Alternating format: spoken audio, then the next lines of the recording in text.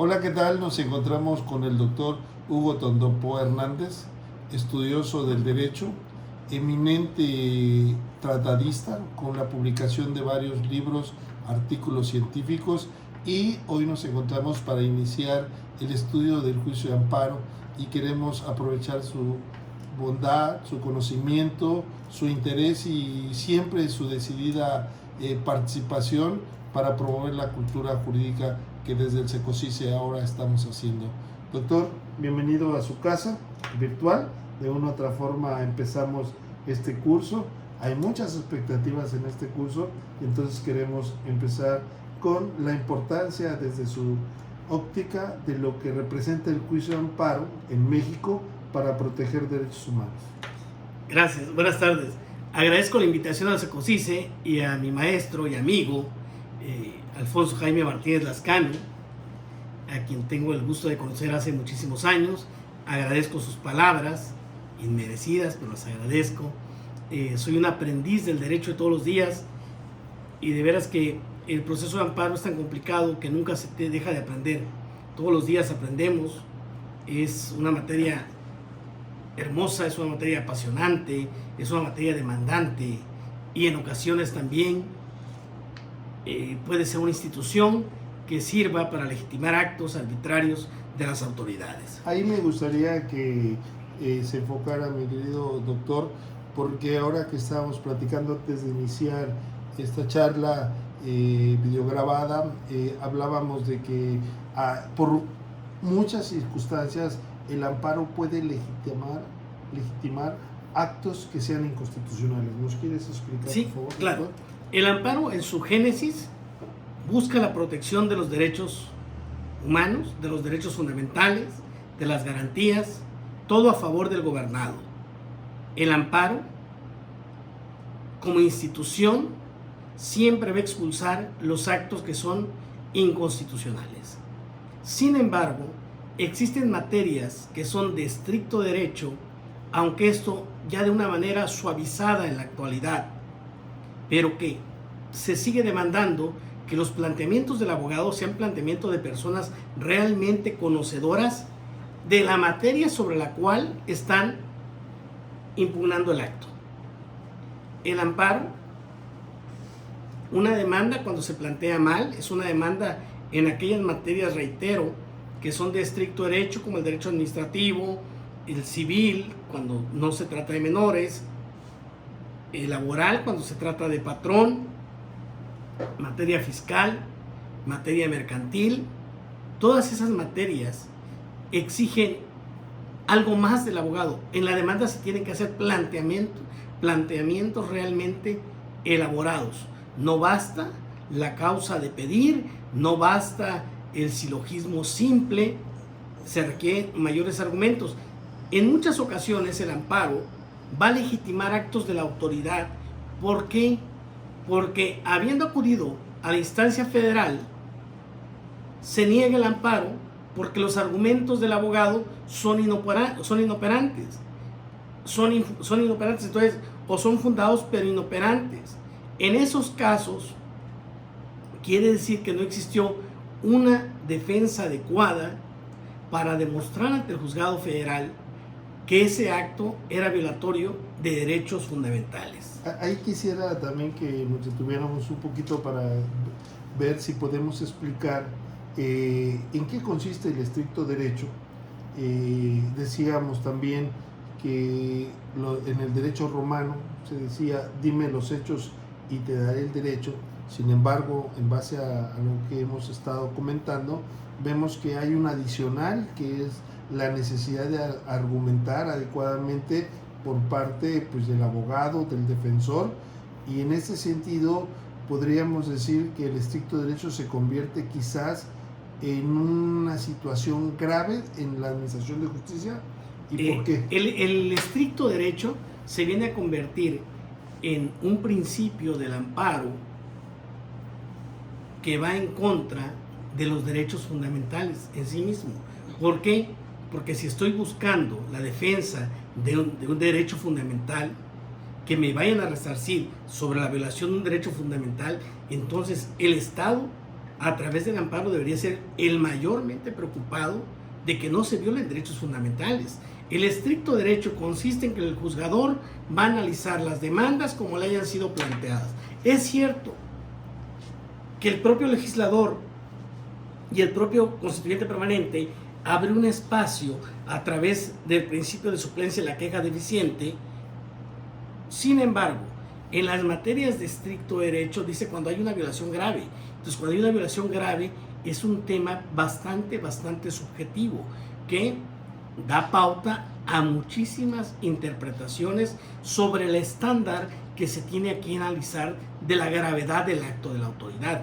Todo acto que viola derechos fundamentales, pues es un acto que debería de ser expulsado y que no debería de causar ningún perjuicio y no debería continuar causando perjuicio. Sin embargo, en el amparo de estricto derecho se requiere que el abogado realmente conozca la materia. No basta una demanda sin conceptos de violación, como suele suceder en materia penal, donde hay una suplencia plena. No, se requiere que se exponga el porqué de la violación constitucional, decirle al juzgador, mira, por esto y por aquello. Y si bien atendemos a la causa de pedir, también es cierto que muchos juzgadores no han logrado dar la importancia que tiene ese principio dentro de nuestro marco constitucional y dentro de lo que es el proceso de amparo, que al final del día es el medio idóneo para la defensa de los derechos humanos dentro de nuestro sistema jurisdiccional. Es el de mayor efectividad inmediata y es el que tenemos al alcance absolutamente todos los gobernados. El amparo, conforme han pasado los años, se ha convertido en una institución más técnica, más complicada, en el que no solo requiere conocimiento, también se ha convertido en una institución cuyo acceso se hace en ocasiones para los gobernados bastante costosa.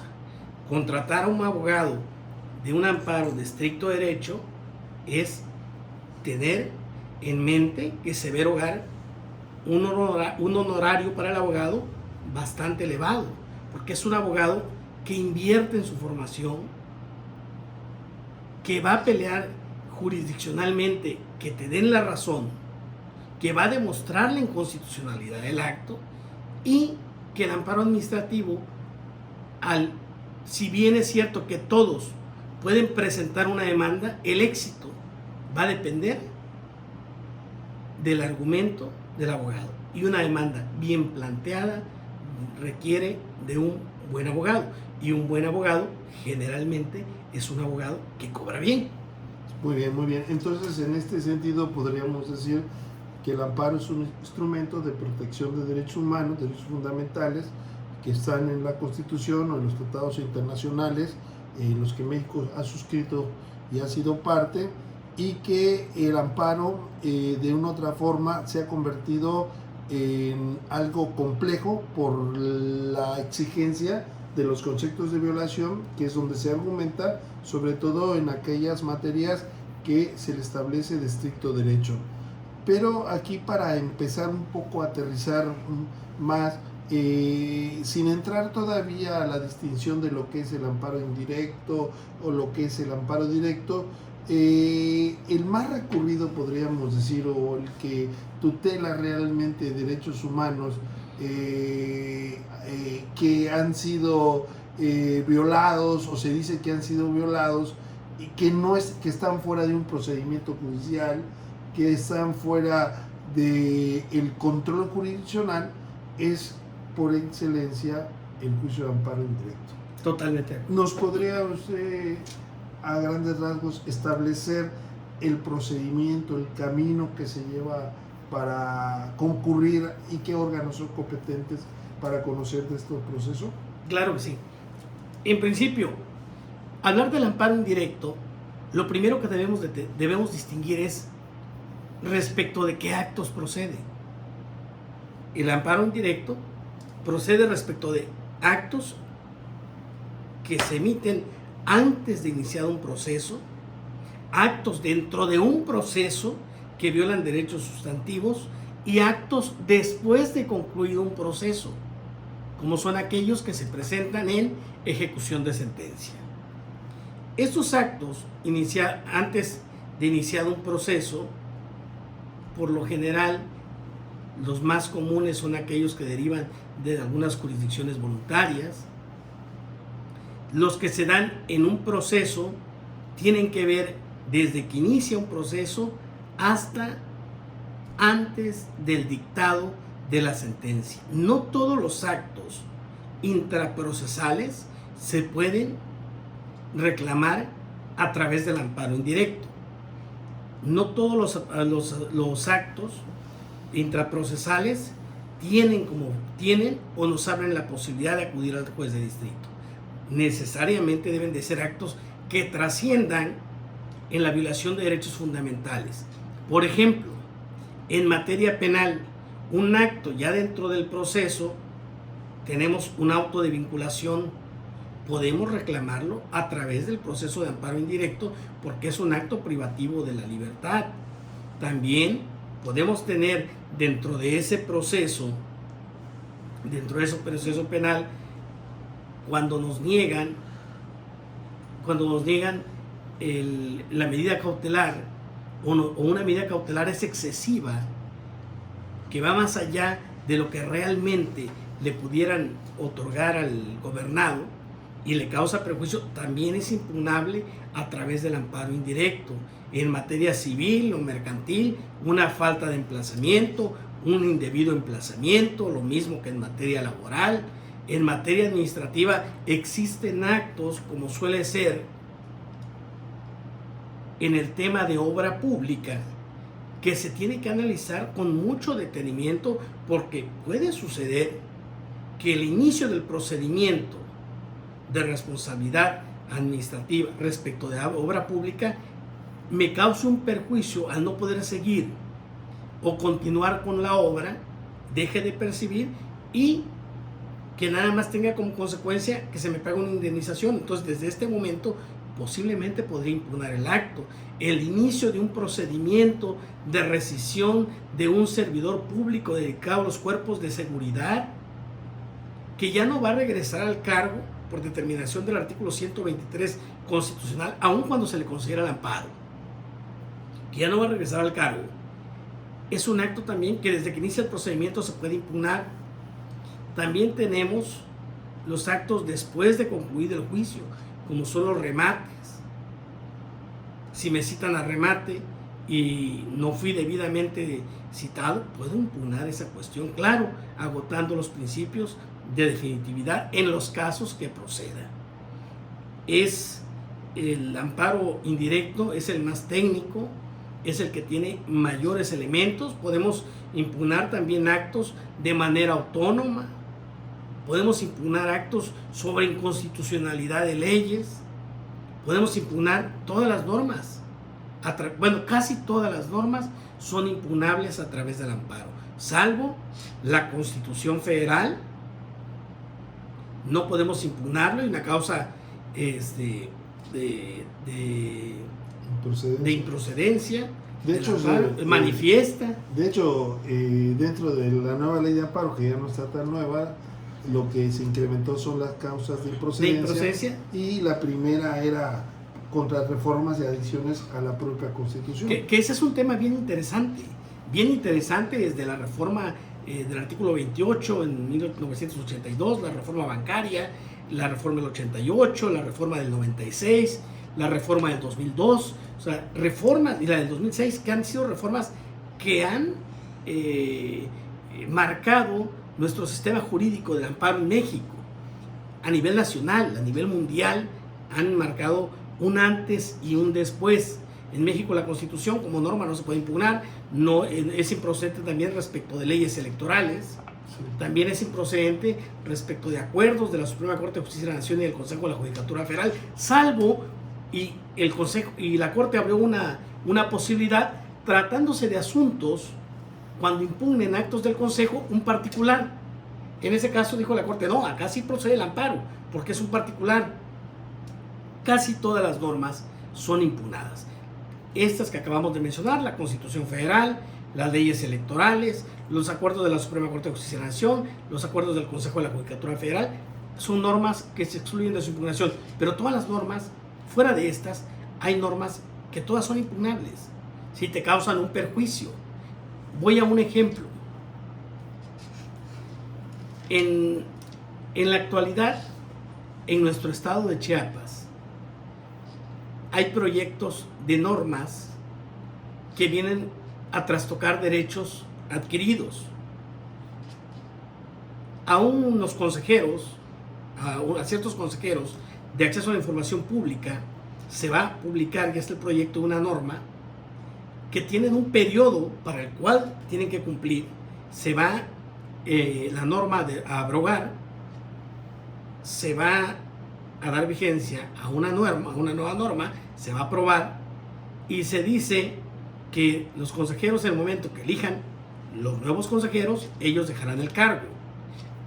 En un aparente grado de constitucionalidad se les establece, ustedes podrán participar. Esa norma en sí mismo trae ya un vicio de inconstitucionalidad, porque los consejeros traen un derecho adquirido sobre un periodo determinado, y tratándose de órganos autónomos constitucionales requiere de una motivación reforzada para efectos de que pueda dejar fuera a quienes ya fueron elegidos en un proceso democrático por quien tenía facultades para ocupar un cargo en un tiempo determinado. Y eso se vuelve muy interesante porque como un órgano constitucional autónomo, que es autónomo, la propia reforma, así como se plantea, pues rompe el espíritu de autonomía.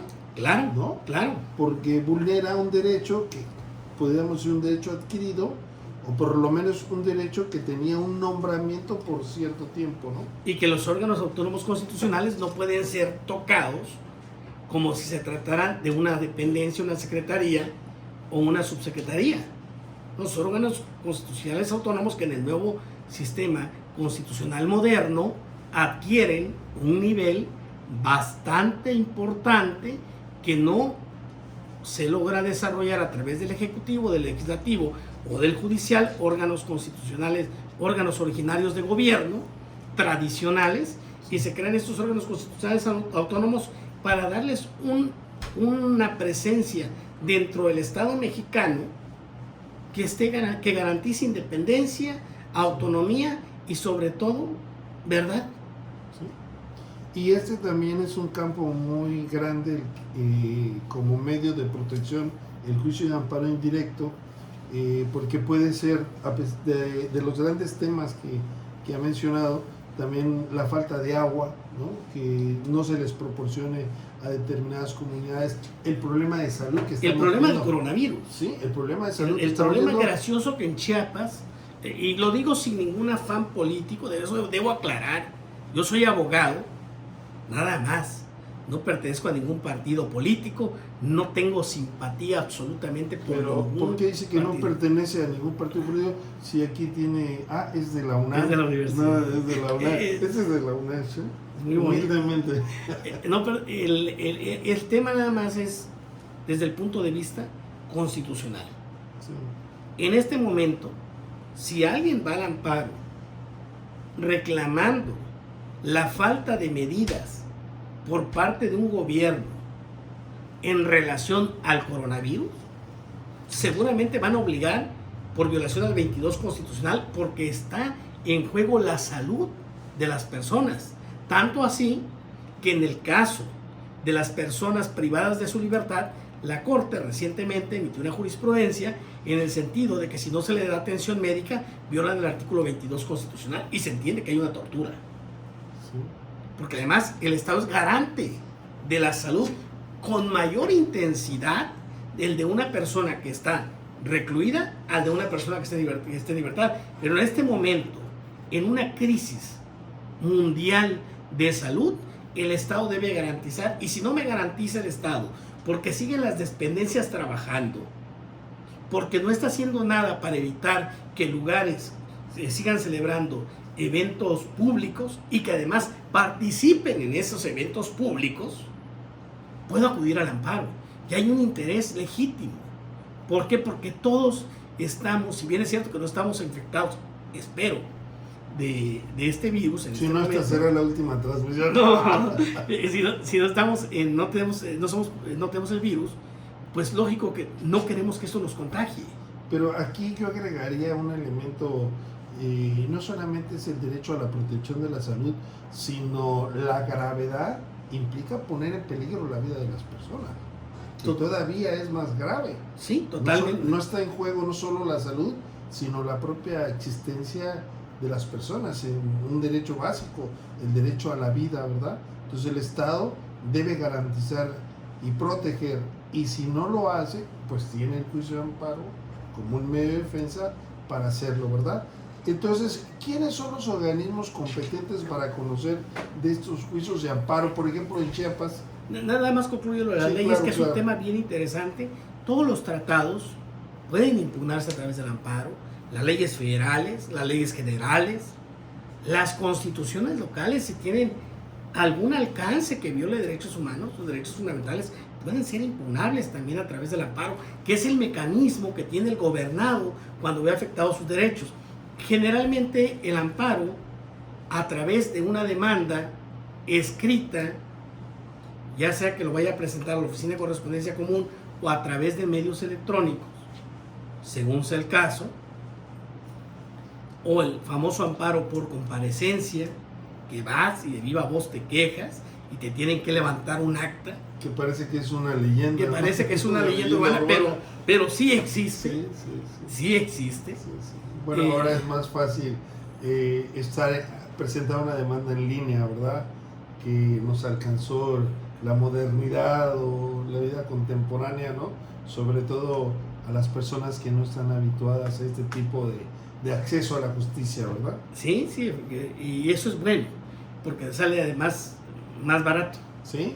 Más barato, principio más rápido, de economía procesal y de cuidado al medio ambiente. Sí, claro. Ya no sé, papel, tinta, toda la contaminación que trae.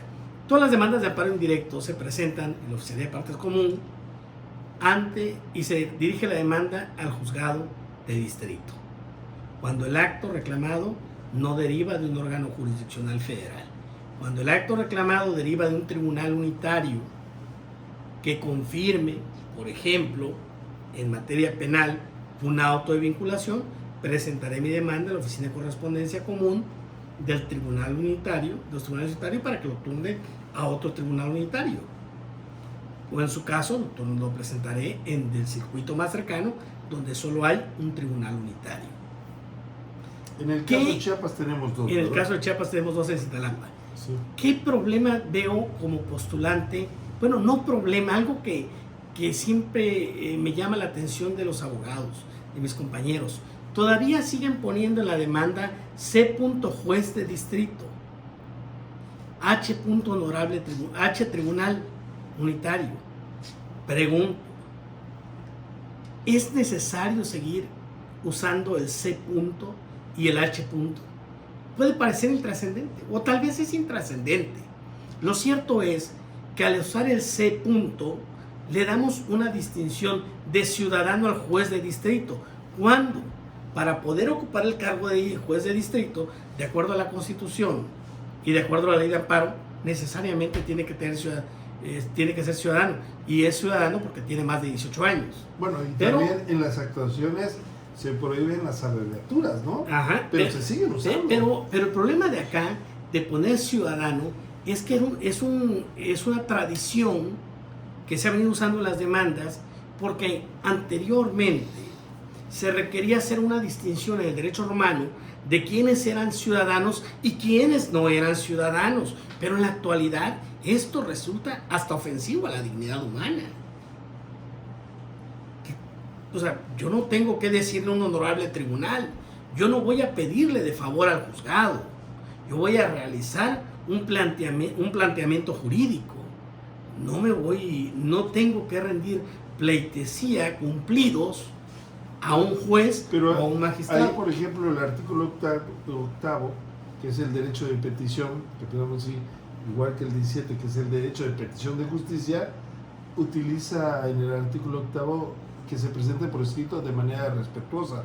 Pero el no usar el C, de ninguna manera se falta de respeto. Sí, no, estoy completamente de acuerdo. No sería necesario en el sentido de decirle, no es fundamental ponerle honorable, ¿no?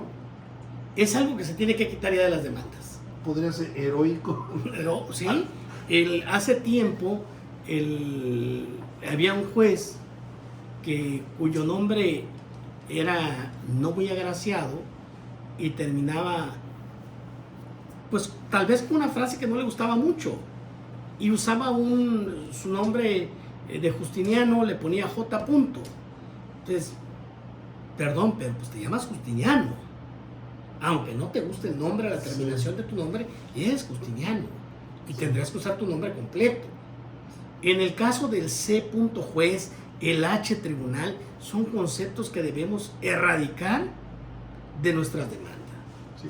Porque no se falta el respeto. Sí. ¿Por qué se presenta la demanda ante una oficialía de partes común? Porque la oficialía de partes común es la que, de acuerdo al turno, remite la demanda a cualquiera de los juzgados de distritos que sea competente, con base en el acuerdo del Consejo de la Judicatura que le da competencia territorial y por materia a los tribunales. Bueno, territorial fundamentalmente. Territorial porque la competencia por materia está prevista en la Ley Orgánica del Poder Judicial de la Federación. Se presenta ante el juzgado de distrito. ¿Qué debe de contener nuestra demanda? Elemental, la firma. La firma de quién. Puede ser en la primera o en la última hoja, pero tiene que llevar la firma. ¿Qué debe contener nuestra demanda? Nuestra demanda debe contener en principio a quién va dirigido, al juzgado de distrito en materia de amparo, juicios federales en turno, el nombre del quejoso o de la persona que promueve la demanda en su nombre. Recordemos que las jurídicas colectivas necesariamente llegan al amparo a través de un representante legal, de un apoderado legal. Tratándose de personas físicas, puede ser que en un asunto penal vaya el defensor a promover el amparo, un apoderado a promover el amparo del quejoso, a su nombre, representación. Se tiene que precisar si es mayor de edad o no lo es, por una cuestión de forma, pero que nos permite, le damos herramientas al juez de que al menos pueda tener certeza de que se trata de un mayor y no proveer sobre cuestiones de, oye, aclárame si eres mayor o eres menor de edad. Si en la demanda no se advierte de que sea mayor o menor de edad, porque si en el contenido de la demanda, que es un todo, se llega a advertir que es una persona mayor de edad, resultaría ocioso que aclare una cuestión de esa naturaleza.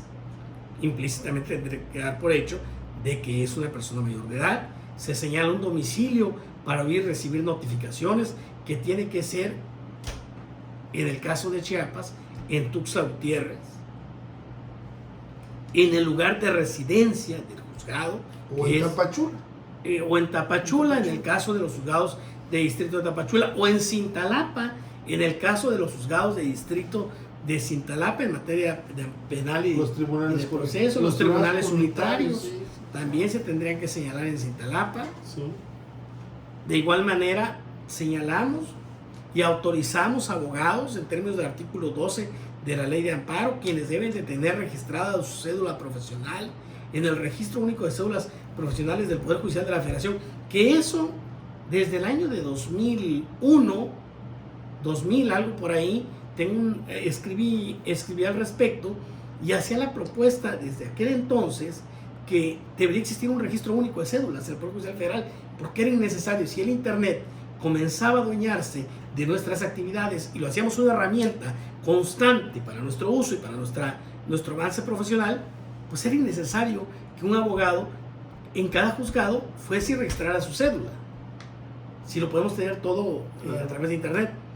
En la actualidad... Sí, porque quizás para los jóvenes de ahora sea algo así como ligero, pero si uno viajaba a otro estado, a la Ciudad de México, y quería uno promover una demanda, tenía que registrar en cada juzgado que le correspondía esa demanda su cédula. Para poder ejercer la profesión Sí. en términos amplios. Esto es, Sí. no solo para recibir notificaciones, sino para poder tener una representación real como abogado del asunto. Claro. En la actualidad no sucede eso. Tenemos que autorizar a personas para recibir notificaciones y algo que sucede, que todavía usan muchísimos abogados. Una frasecita dice, por lo anteriormente expuesto, pido. Anteriormente y expuesto pues son dos tiempos pasados. O ante usted con el debido respeto comparezco y expongo. Esa es la frase. Es una frase que debe de quedar en el desuso.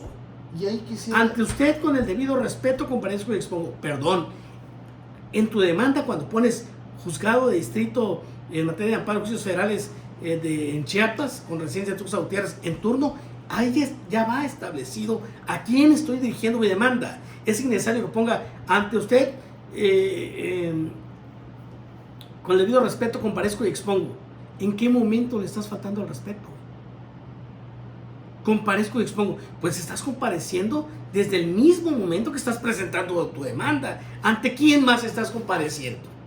¿Ante otro? No, estás compareciendo ante quien estás dirigiendo tu demanda. Sí, ahí quisiera también establecer, porque ahora también algunos juzgados de distrito, uno señala, aparte del abogado, a otras personas que son auxiliares o son aprendices para ir a recibir notificaciones, para que vayan al juzgado y se enteren. Muchas veces con la tecnología uno ya no les pide fotocopias, sino les pide que le tomen una foto al expediente, ¿no? Y a veces se tiene que agregar esa autorización literal. ¿Usted lo ve adecuado? Yo siempre pido las demandas en los petitorios que me permitan utilizar medios magnéticos. Y de acuerdo a una circular del Consejo, pues sí se tiene que pedir, Sí. para que pueda precisamente fotocopiar, escanear o tomar fotografías y se deja constancia. Y creo que es bueno por seguridad jurídica, tanto Sí. para el juzgado como para nosotros como postulantes. O sea que aparte de la autorización, el abogado necesitaría, en los términos del artículo 12, que señalar que además se le permita al abogado utilizar medios magnéticos. Hay una circular Sí. del Consejo de la Judicatura Federal que así lo determina. Ah, perfecto.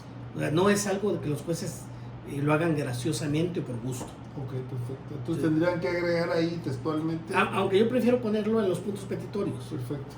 Que es la parte final. La parte final, la parte demanda, final. Que todavía no llegamos. Que todavía no llegamos. Esa es la parte del primer párrafo donde se precisa el nombre del quejoso, domicilio, autorizados en términos amplios que necesariamente deben de ser licenciados en Derecho con cédula profesional registrada ante el Poder Judicial de la Federación y autorizados en no términos amplios que son los pasantes en Derecho o una persona que sin ser abogado puede acudir al juzgado para oír, recibir notificaciones e imponerse de autos. ¿Qué es imponerse de autos? Que le den el expediente para que pueda leer. Eso es imponerse de autos. Después de eso, yo siempre utilizo punto y coma, expongo. Y quito la frase, ante usted con el debido respeto comparezco y expongo. Que se me hace una frase ya para mí en desuso. Sí. ¿Ante quién más? Punto y coma, expongo, ¿se entiende? Directo. Pero eso fíjense que considero que es un problema porque muchas veces los estudiantes dicen, deme usted un machote, un formulario. Entonces anotan mecánicamente, ¿no?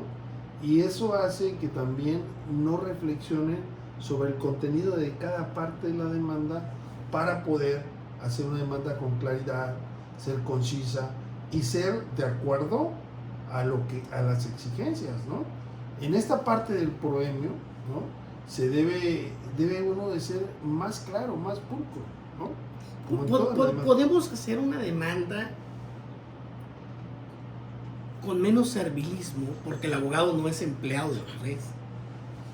Recuerdo el simulador ¿no? El abogado del simulador. El simulador del derecho, Sí, de don Ignacio Borbón Huela. Sí, sí. En el status quo del proceso de los actores, el juez, el abogado y el Ministerio Público están exactamente en el mismo nivel.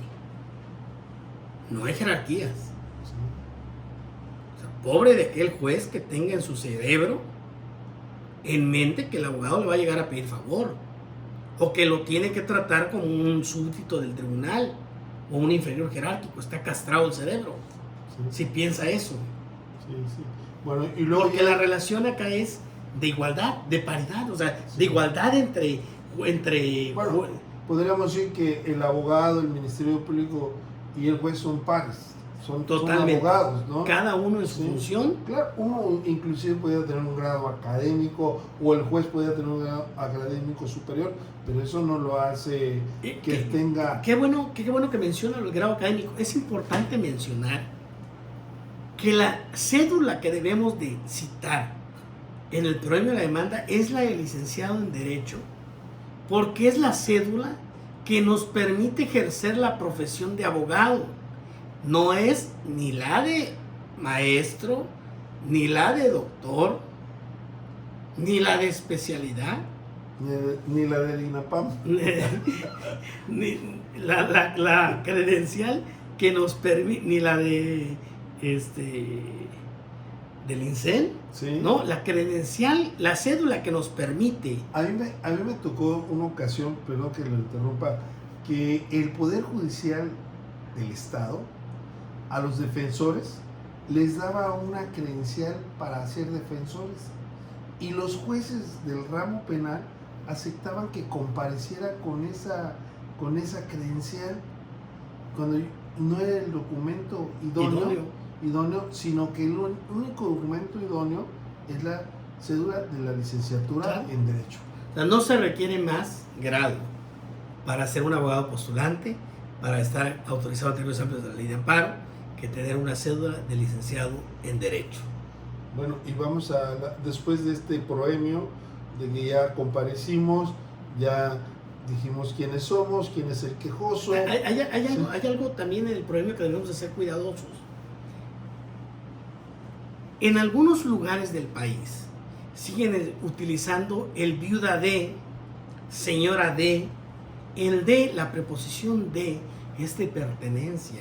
Es humillante que un abogado permita a la señora que firme como viuda de, porque el cliente, el quejoso, puede ser que en el medio o en el grupo social al que pertenezca, el decir de sea algo que le dé un estatus, que le permita situarse como la esposa de fulano de. Sin embargo, en la actualidad es muy agresivo utilizar el señora de, viuda de, porque pone a la persona, a la mujer, por debajo del marido. Y eso, como abogados, ya no lo podemos permitir. Si bien es cierto que durante años se ha actuado de esa manera, podemos ayudar a construir un mejor sistema de entendimiento de los derechos humanos, quitando todas esos usos y costumbres que, no obstante, que dicen algunos tribunales colegiados que no existe problema con la identidad de la persona, y eso es cierto. En la actualidad debemos de ser muy, muy, muy cuidadosos. Quitamos señora de, viuda de. Señora con el nombre y apellidos de su padre y de su madre, que su marido no era más que su marido, salvo que lo exigiera, pero por eso somos abogados, para orientar a nuestros clientes en lo que se debe de hacer bien. Bueno, doctor, esta es la primera sesión. Ha sido muy interesante la introducción, el desarrollo el medio idóneo para combatir determinados actos, la autoridad que le corresponde conocer, algunas materias, algunos requisitos iniciales de la demanda. Vamos a continuar con el taller. Le pido que nos haga una síntesis de lo que considere agregar en esta primera oportunidad, doctor. Abogado que no conoce la jurisprudencia difícilmente podrá ser buen abogado. Gracias. Muchas gracias. Y pues nos veremos en la próxima, continuando con el taller de amparo. Desde luego habrá más intervenciones de nuestro amigo, colega y distinguido doctor Hugo Tondopó Hernández, quien le agradecemos porque estamos transmitiendo desde su casa en esta situación de no ir a lugares concurridos. Pues estamos tomando esto, pero a pesar del coronavirus, pues seguiremos haciéndolo vía internet. Agradecemos mucho. Vamos a hacer un primer ejercicio con este trabajo documental y agradecemos, reiteramos nuevamente su interés desinteresado de participar en esto. Atrás de cámaras está el doctorante Roberto y nuestro amigo Daniel, trabajadores del SECOCICE, y pues nos vemos en la próxima. Muchas gracias. Muchas gracias. Soy quien agradece.